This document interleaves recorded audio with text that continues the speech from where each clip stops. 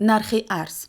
бонки миллии тоҷикистон бо мақсади ҳисобгирӣ ва пардохтҳои гумрукӣ қурби расмии асъори хориҷиро нисбат ба пули миллии сомонӣ аз 27 июл чунин муқаррар намуд. тибқи нишондоди бонки миллии тоҷикистон имрӯз дар бозори арзи кишвар 100 рубли русӣ 16 сомониву 82 дирам арзиш дорад.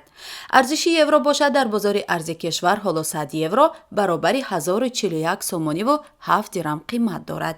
арзиши доллари амрикоӣ дар бозори арзи тоҷикистон 100 доллар баробари 1026 сомониву 70 дирам мебошад. нархи тилло. қурби тилло дар биржаҳои лондон субҳи имрӯз 1719 доллару 85 сент барои 1 унс таъин шуд. нархи нафти хом.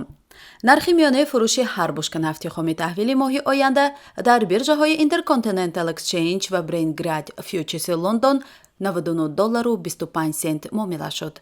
нархи миёнаи ҳар бушка нафти хоми таҳвили моҳи оянда дар биржаҳои New York Mercantile Exchange ва Lightsbit Grad оили New York 94 доллару 98 сент муомила шуд. дар тоҷикистон таи 2 рӯзи ахир қимати помидор якбора боло рафт. субҳи 26 июл дар бозори микрорайони 33 шаҳри Душанбе фурӯшандагони водии Ҳисор ки маҳсулоти худро тавассути қатораи Пахтаобод Душанбе ба пойтахт меоранд, 1 кило помидорро ба фурӯшандагон 7-8 сомонӣ мефурӯхтанд ва онҳо дар навбати худ нархҳоро дар бозорҳо то 10-12 сомонӣ боло бурданд. кишоварзон якбора боло рафтани нархи помидорро ба давраи мобайнӣ рабт доданд ки пас аз анҷоми ҳосили барвақт ва оғози ҳосили дерпази помидор сурат гирифт. илова бар ин имсол тамоюли умумии болоравии нархи маҳсулоти кишоварзӣ мушоҳида мешавад ки бо боло рафтани нархи нуриҳои минералӣ, сӯзишворӣ ва равғанҳои молиданӣ ва меҳнати кироя алоқаманд аст. сабаби дигари боло рафтани нархҳо гармӣ будааст. кишоварзони помидор мегӯянд ки таи як ҳафтаи ахир бар асари гармии ғайримуқаррарӣ барои ҳосилғундорӣ ба саҳро набаромаданд. ҳоло шумо наметавонед 1 килограмм помидорро аз 5 сомонӣ 49 сент барои 1 кило арзонтар бихаред, аммо барои помидорҳои калон ва хушсифат фурӯшандагон барои 1 кило помидор 7 сомонӣ 68 сент талаб мекунанд. як ҳафта пеш нархи помидор 3 сомонӣ 29 сент буд. вазири меҳнат ва муҳоҷирати тоҷикистон аз тавофуқ барои истихдоми коргарони тоҷик дар корхонаҳои Кореяи Ҷанубӣ хабар дод.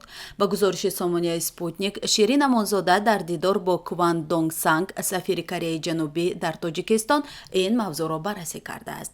аммо ба далели надонистани забони кореягӣ дар марҳилаи нахуст, коргарони тоҷик барои кор дар ширкатҳо ва корхонаҳои саноатии муштарак ба Русия сафарбар мешаванд. ба гуфтаи Ширин Амонзода, дар 2 донишгоҳи давлатии забонҳои хориҷӣ ва донишгоҳи омӯзгории Душанбе заминаи омӯзиши коргарони муҳоҷири тоҷик қабл аз эъзоми онон ба Корея фароҳам мешавад. дар нимаи аввали соли 2022 тоҷикистон ба Афғонистон ба маблағи беш аз 51,2 миллион доллар коло ва маҳсулот содир кардааст. дар ин муддат ҳаҷми умумии табодули коло миёни ду кишвар 52,7 миллион долларро ташкил додааст ки 97,2% он ба интиқоли колоҳои Тоҷикистон ба Афғонистон рост меояд. ин аз ҳаҷми содирот ба Афғонистон дар нимсолаи аввали соли 2021 38% бештар аст. баъдан ҳатто дар замони ҳукумати қаблии Афғонистон содироти маҳсулоти Тоҷикистон ба ин кишвар каме бештар аз 37,2 миллион долларро ташкил дода, дар муқоиса бо ҳамин давраи соли 2020 3% коҳишро нишон додааст.